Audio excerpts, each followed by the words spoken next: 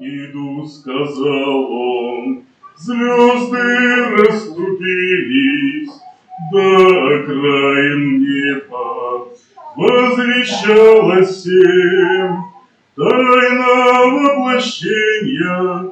Ангелы склонились, и вошел Спаситель ночью в Вифлеем, обитавший в славе, в свете неприступном и превыше самых отдаленных звезд.